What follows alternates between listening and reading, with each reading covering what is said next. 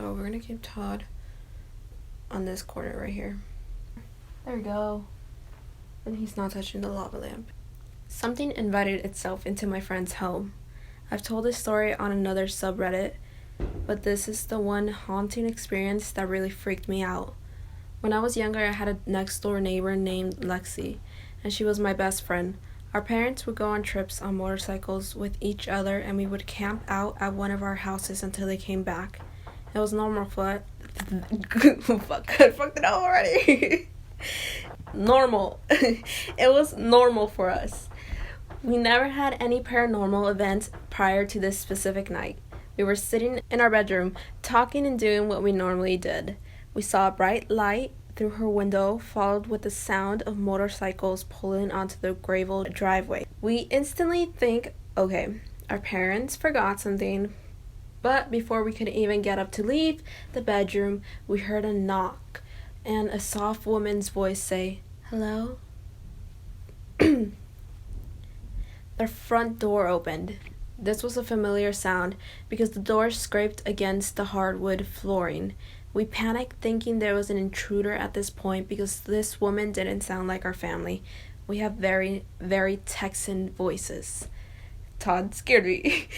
We scouted the house, scared out of our minds, just to find the front door wide open and nobody in the driveway. Nobody was in the house. We finally felt better. We walked back into her bedroom, but before she went to enter, she collapsed onto the floor and started sobbing. What the fuck, swabbing? She started cleaning the floors. I didn't know what was happening. I was scared, and she told me something as tall as a door frame was standing in her parents' room. That's scary. After our parents returned, her family continued to have paranormal activity in their house. They moved out too. Damn. That is creepy. I'm so sorry for all my laughing. This is my first, reading out loud, and I'm sorry. Actually, that story does remind me of a story my mom told me that she saw in her room. Her room's right next to me, so this is a great time to be telling this story alone in my room. She said she saw two different figures. One in our old house that was that had horns. She saw a Batman figure. That's why she doesn't like Batman. And I think it was on top of our stairs in our old house. That's where she saw it. And then in this house, in her room, not my room, thankfully. What was it? She saw another figure wearing, if you guys know, a sombrero. You know those type of hats? Okay, let's continue. Story number 2. I know it sounds like something straight out of a movie, but it's 100% true. What happened to me about 24 years ago. When I was relatively newly married, my then husband and I moved into a townhouse-style apartment. The 2 floors of our apartment were on the 2nd and 3rd floors of the building. And the management office and mailbox area was almost directly below us on the ground level. Important for later. The woman who managed the building was older, didn't care for the property well, and usually spent most days chain-smoking Camel non-filters in her office, and being a hateful old racist. Imagine renting a place from Juno, the social worker from Beetlejuice, but less helpful. She really resented what we had the townhouse, claiming we lied about my being pregnant when we moved in because she didn't want to rent that unit to people with kids. She also made a few disparaging remarks about my husband due to his race. She was a real peach, truly. So after kiddo was born, I was a SAHM. What's a SAHM? Is that like a stay-at-home mom? Yes, I didn't have to search it up. Just busy keeping the house clean and the baby occupied without a car or local mom friends. After lunch, the kiddo needed a bath. Anyone who's fed a 9-month-old baby food knows the mess that can happen. So I went upstairs and ran the tub. Soon I had the baby sitting happily splashing in one of the suction cup bath seats. Important to note, it's the middle of winter and we had no heat. An issue I'd been fighting Juno, the landlord, about for a while. Among other maintenance issues, like my arcing ceiling fan or the garbage disposal that was held on with duct tape and leaked, we basically had to keep a space heater or 2 in every room to keep the chill off. had taken one of the space heaters in the bathroom to keep the bathroom warm enough for bath time and had it sitting out of reach and splashing distance on top of the bathroom counter. I was standing in the bathtub oh my god, this is when it's gonna happen. I was standing in the bathtub getting ready to lift the baby out when all of a sudden, oh my god, the space heater started to rock back and forth when it had not been rocking before. I had this horrible feeling of dread as I looked at the heater, and I just reacted because I knew I couldn't get both of us out of the tub in time. Oh my god. I reached down to grab the baby's seat, ending up pulling it up off the tub and dropping the baby over the side of the tub to the bathroom floor. Just as the heater got to the end of the cord, it thumped into the shower door, bounced off the edge of the tub, and landed on its side on the floor a couple inches away, where it shut off, had an auto shut off in case it got tipped over. When I looked over to the corner of the bathroom, that part of the room seemed to just get darker, like it was filling up with shadows. There was no smoke, no change in lighting, no windows, so no sun going behind a cloud, etc. It was just darker. I also started to smell cigarette smoke, Camel non-filters, which I knew the smell of well from being in Juno's office all the time to get things fixed.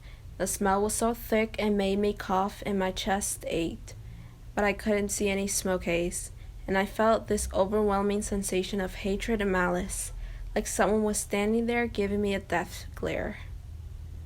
I grabbed the baby and a towel and ran downstairs. I was so freaked out, I couldn't bring myself to go back up there, so I used some diapers from the diaper bag and kept the baby wrapped in the towel and cuddled up to stay warm. I stayed down there the entire rest of the day until my husband got home. Every so often, I look up the stairs at the bathroom, but I didn't want to take the baby up there, and I was so afraid to leave him downstairs, alone. When he asked me why the baby wasn't dressed, I told him about the heater and the smoke in the bathroom, and he went out to check, figuring it was yet another maintenance issue. There was no electrical issues, no damage to the outlet, no smoke, no cigarette smell. He put the heater back on the counter and turned it on, watched it for a few minutes, and it didn't rock. So it didn't rock itself off the counter earlier. He laughed it off, but later that day we heard Juno's adult son downstairs near the mailboxes yelling his head off at people. And that's when we found out she had a massive heart attack in her office earlier that day, and he'd found her in her chair, with a Camel non-filtered still in her hand. That was one of the few times, though, that I felt like whatever I encountered was straight up malevolent. Yeah, even me reading that story felt really fucking dark. I'm not even gonna lie. I managed a venue that used to be a Roman Catholic church, and was then abandoned and used as a flop house for many years. I am frequently in the building alone late at night by myself, closing up after shows and club nights. Several strange things have happened to me there. Wait, what's that guy's name? His voice is like, number one. I was really busy setting up for an event, and I was walking along the mezzanine area toward a room that everyone had told me was haunted. And while I love ghost stories, I don't really believe in the supernatural on a fundamental level.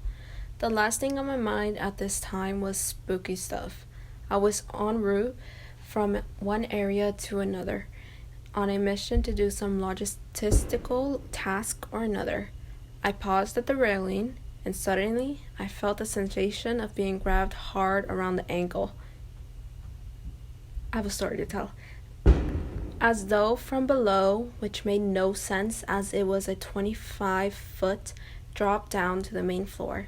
I leapt backwards and started shaking my leg and looked everywhere but saw nothing. Number 2. I was taking a meeting in broad daylight with a collaborator. We were sitting on a plush couch in the middle of the space, enjoying our conversation about a potential series of events we could do. Because it was a business meeting, I left one cushion of space between him and myself on the couch. Suddenly, mid-sentence, I felt a distinct sensation of someone walking up to us, and then sitting directly between us. We both paused and just stared at the cushion, which was moving. There was an impression as though someone had sat down, and there was a palpable energy and tension in the air. I felt for all the world as though an invisible person was sitting right there. We sat frozen in silence for about 30 seconds, which is actually a long time. That is a long time. In the middle of a business meeting, staring at the cushion until I finally waved my arms through the space in expiration and laughed. We were both confused and shaken, and ended the meeting quickly. I just want to clarify this actually before when I do that voice impression. I'm not mocking that guy in any way. I actually used to really enjoy his videos and used to watch them a lot. I don't anymore because I'm a scaredy cat and I can't do that anymore, but I can't even believe I did that in middle school. Okay, number 3. I had to supervise a group who was rehearsing in the space. I was hungover and got in the morning, let in the group, and went upstairs into a secluded area to take a nap on the couch and wait out my shift. Mid-nap, I woke up suddenly and heard someone slowly descending the stairs from the bell tower. I froze and kept my eyes closed, thinking it was someone from the rehearsing group, and I just wanted them to go away. Me. The footsteps drew closer, and I heard what sounded like a man muttering to himself under his breath. As he leaned over me and grasped my hip hard, he squeezed it until it hurt, and I let out a yell and opened my eyes, but there was nobody there. Probably just sleep paralysis, but very odd. I've never had a sleep paralysis incident before. I'm gonna tell my own story now. It's a laugh. It's pretty quick.